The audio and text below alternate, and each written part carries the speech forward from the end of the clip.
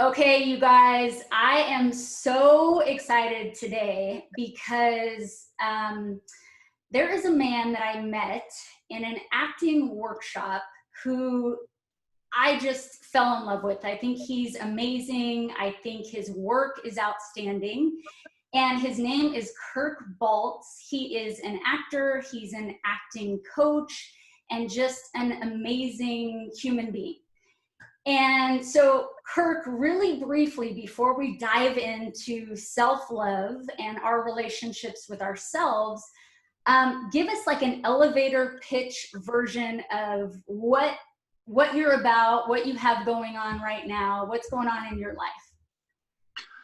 Oh my gosh, that's a lot. Well, I mean, we're all dealing with the insanity of the isolation, coronavirus coming out of that.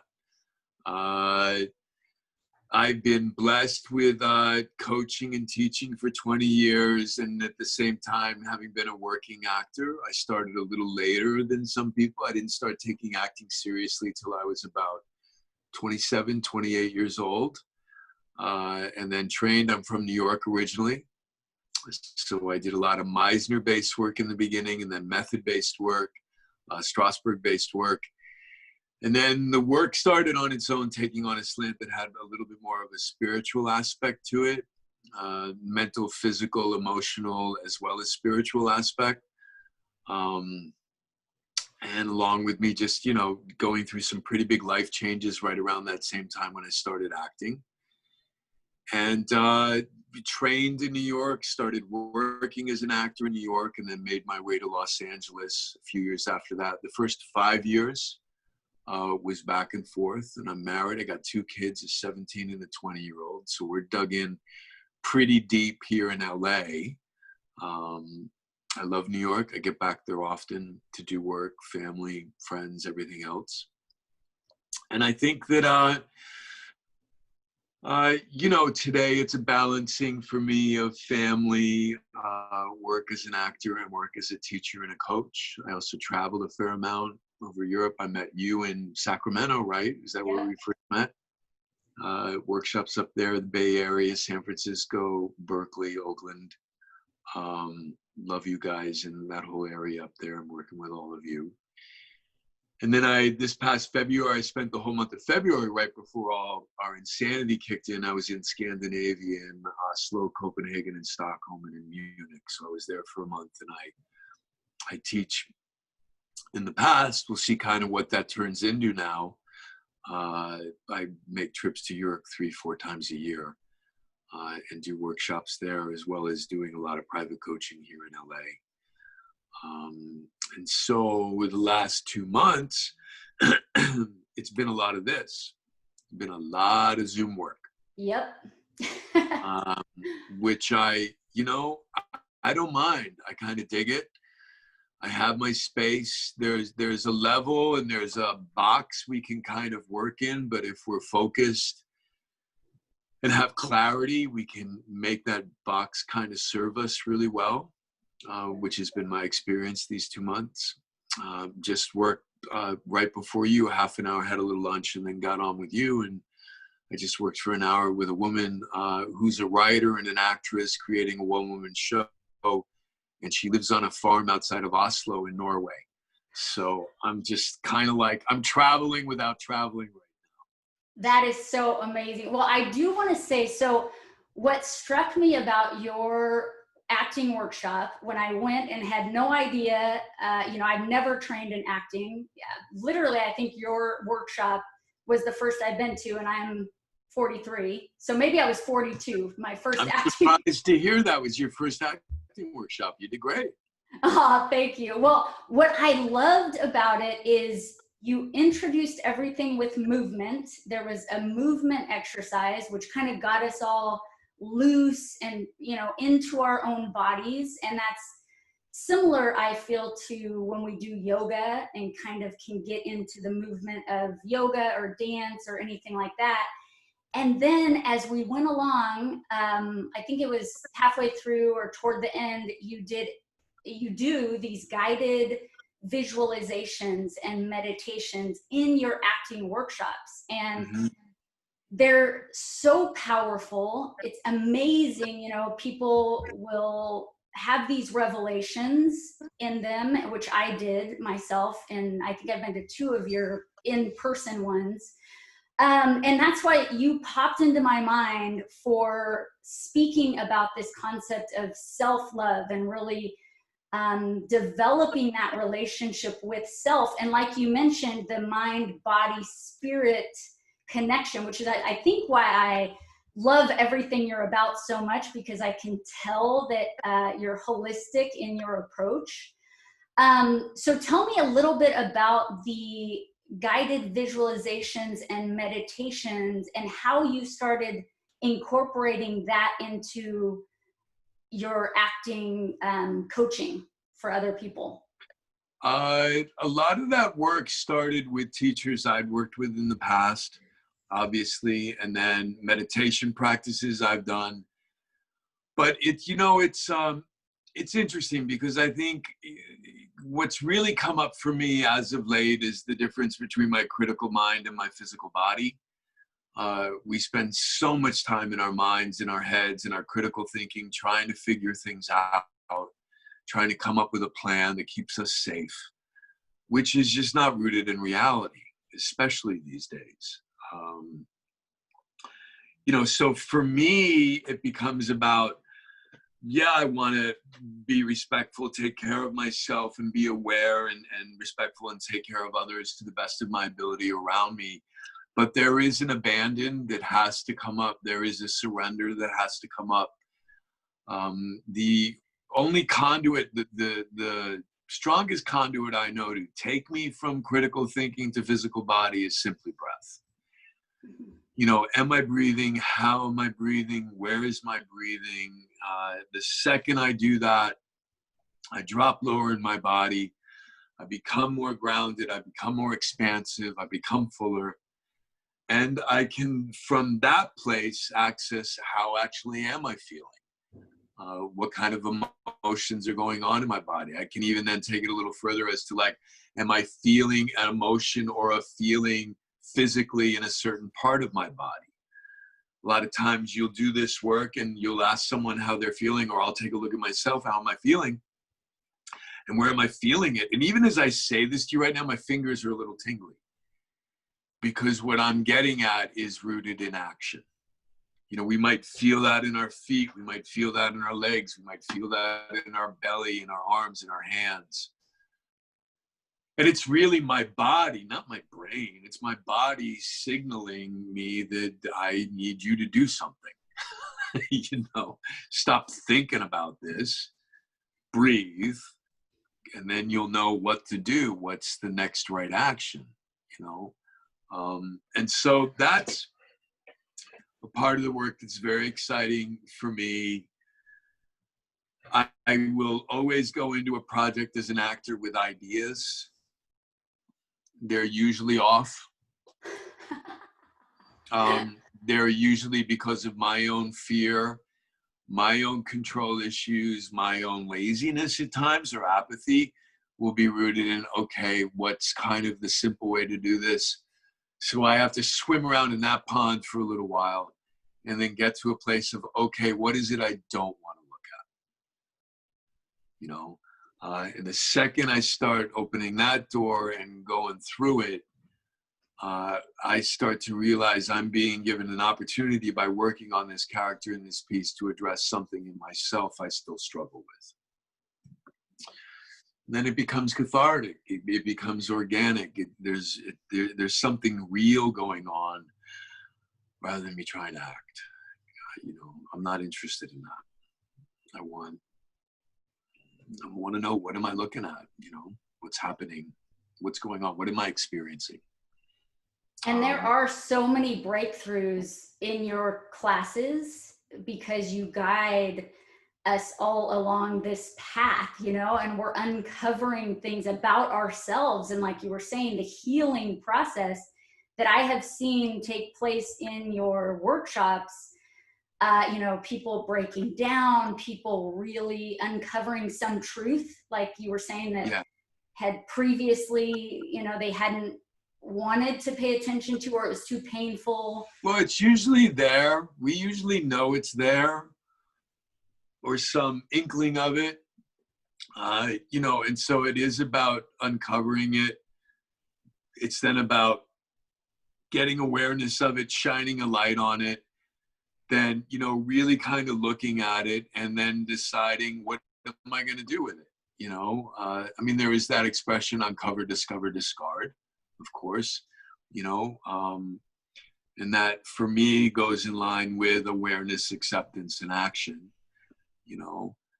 and the problem in terms of the acting aspect to it, so many artists or actors in particular, since that's what we're really talking about here, will rush to the action, to the acting, as opposed to, okay, what am I really aware of right now? What am I like? Am I willing to accept this? Am I willing to look at this? I spent years in the beginning asking myself, okay, how is this character similar to me that I'm looking to portray or reveal? And it switched for me when the first questions I really began to ask were, how is this character different from me?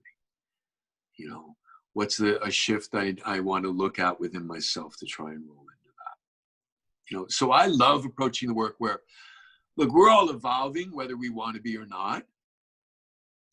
We're all changing. We're all shifting, even in isolation. There's stuff going on.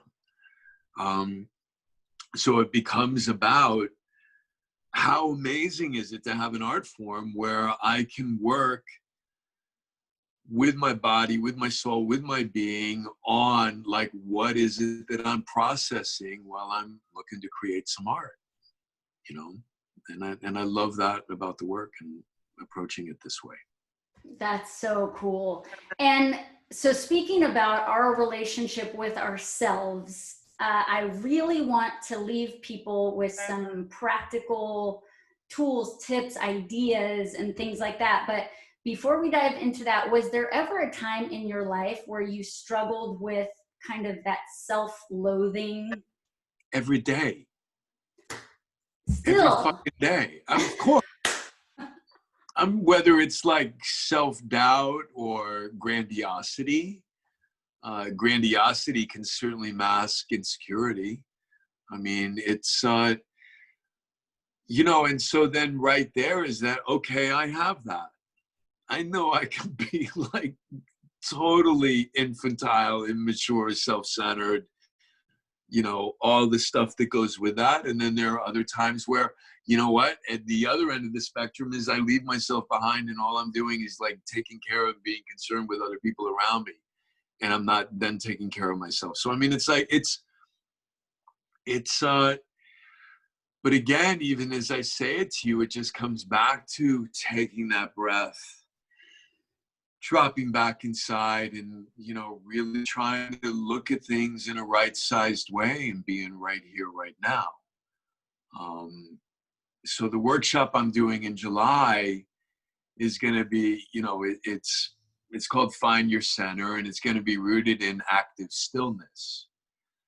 We so often think that those two things can't exist together. They can't coincide. And I think that when we watch strong work on a stage or on a screen or, movie, film, television, there's a stillness that's going on also. I was really blessed with the first teacher I had. He would do this thing with us where we played a waiting game. And we would sit with one another and we would wait before we would respond or do something.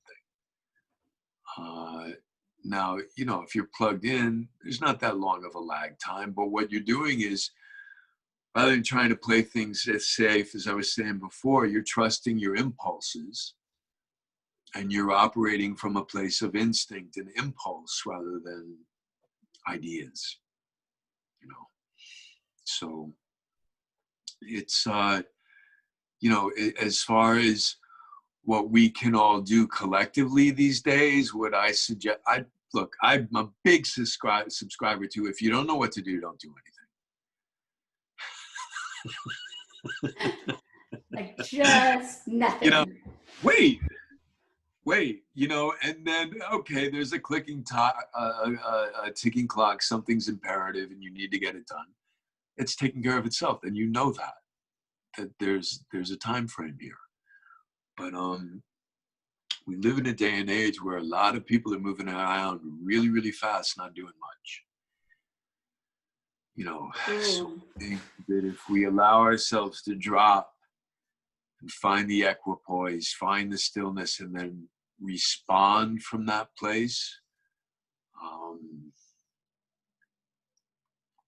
what we end up releasing, putting forth, has more meaning to it. And why do you think we push that away so much? Why are we so, because even with fear? Yeah. And we also live in a day and age where people want a lot really fast, want really good really fast, want really big really fast.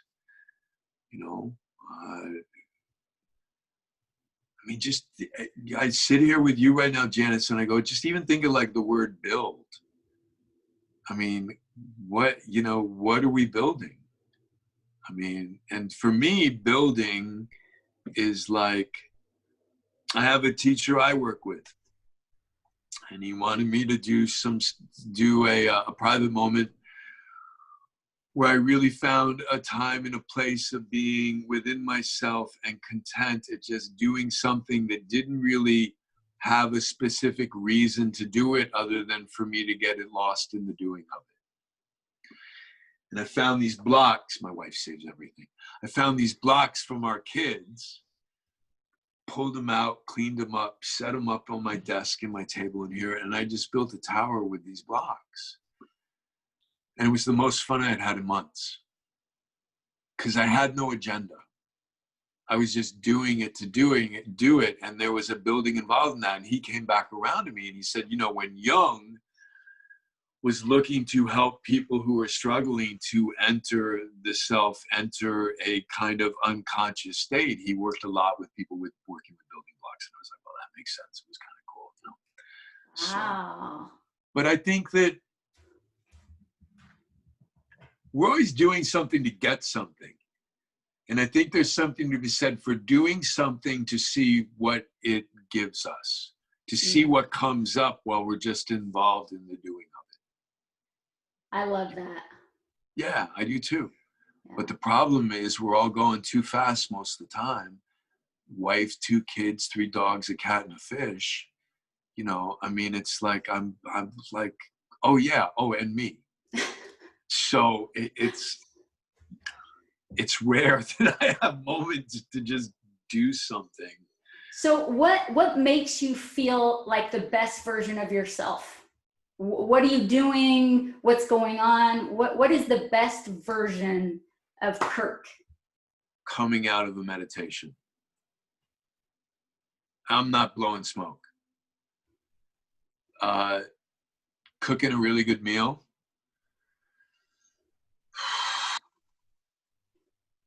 When my 20-year-old son has a moment where he maybe goes like this after I speak with him, he goes,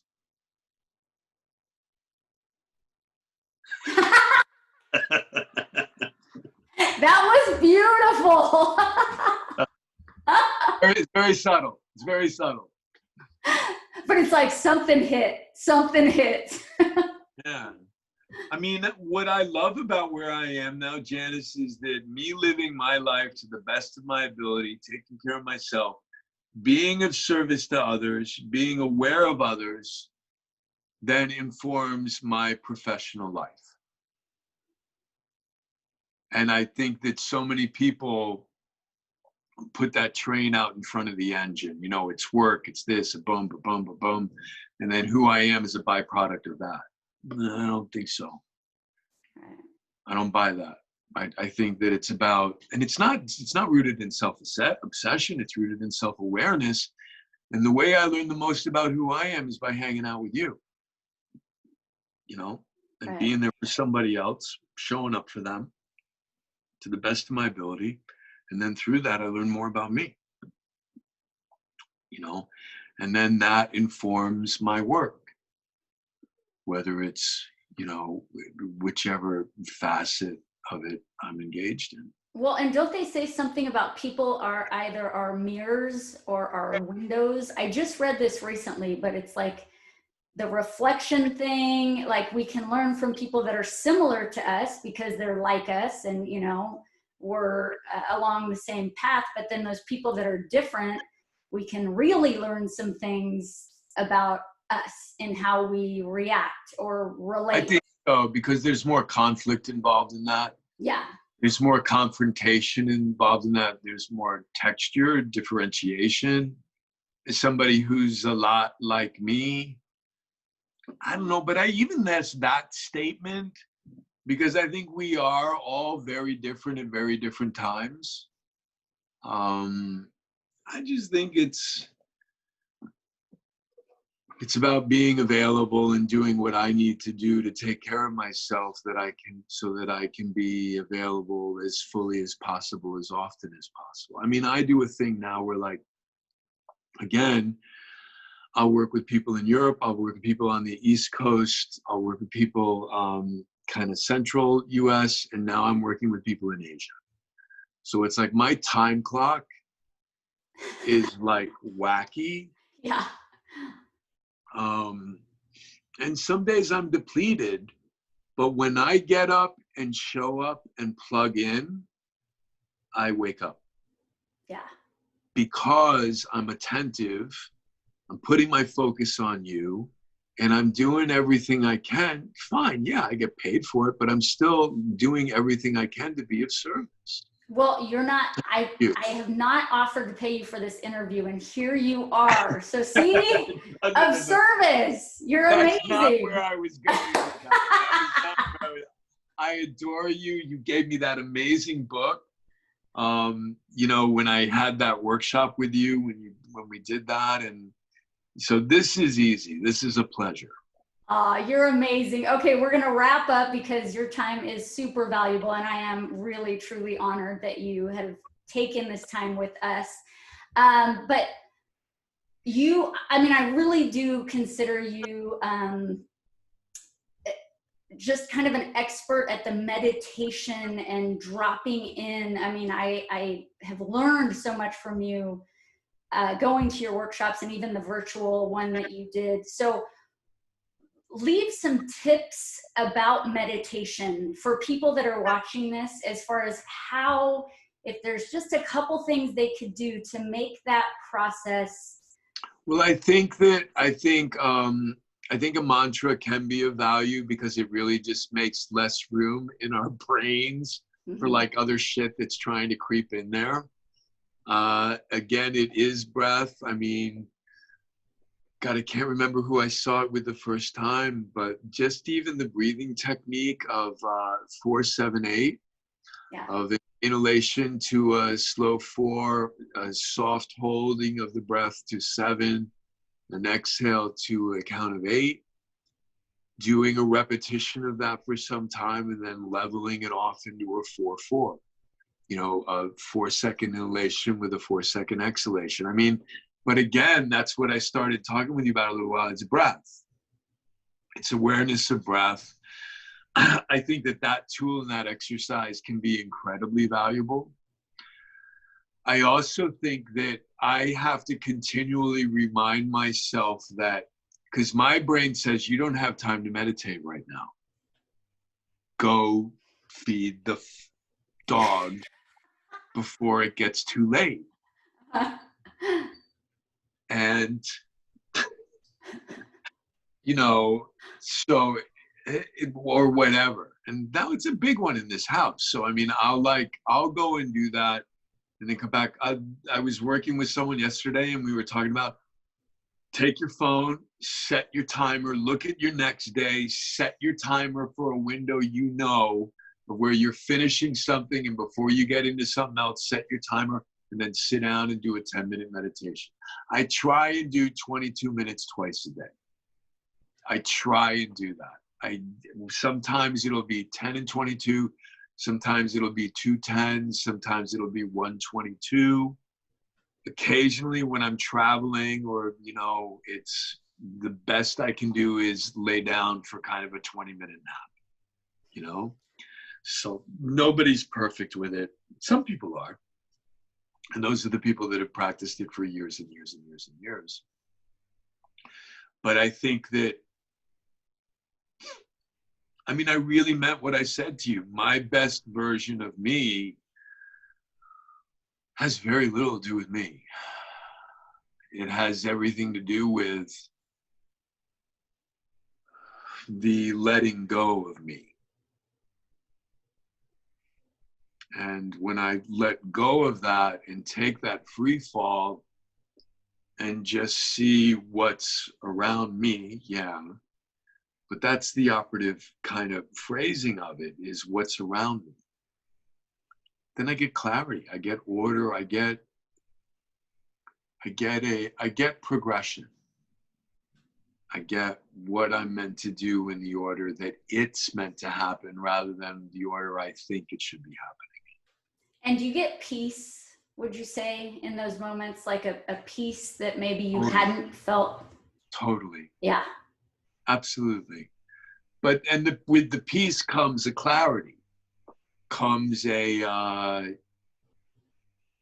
it's just like all this stuff that didn't matter matters, and all this stuff that mattered so much doesn't matter as much, you know, and it's like getting in the moment. It's finding that stillness. And that's what I mean by what I was talking about before. It's like when I find that stillness, then I know how to respond, you know? Yeah. And that's what's so beautiful about the work of like really being with who you're with. If I'm with you and I just have an agenda and a sheet of questions and answers and all this crap, what's going to happen? If I'm with you, then I'm with you. And then that's what gets shared. And it's presence, right? Our presence is what it, I mean, to me, that's the greatest gift you can give somebody, truly, is your presence. And that has to do, yeah, with attention, I think with care, with The all of second those I things. have an agenda, it all goes down the toilet. And people sense that too, don't you think? It's kind of a Oh sense. my God, Feel. it's so annoying. Yeah. And I see people annoyed by it when I do it. I'll be sitting there and in my head, I'm going, yeah, but we need to get to, yeah, but what we need to get to is, yeah, but. Right. Oh my gosh, Kirk, this has been, you don't even know, super amazing. It's great to be with you. It was a wonderful excuse and way to see you and say hi. So thank you. Thank you. I'm inspired. I'm ready to go do my little meditation now, because I am the queen of resisting that, which, you know, it's We all are. I think we all are. Yep. And I'm just like you. When I do, I come out of that state just so peaceful. And like you said, I mean, you nailed it. It's like clarity and peace, and it's beautiful. So, yeah, and the creativity that comes from that place is way more powerful than like running ideas and ideas and ideas and ideas. Totally. Yes. So thank you for your time. Thank you. You are amazing. I hope I see you soon. So are you. Thank you. Bye, Kirk. Bye.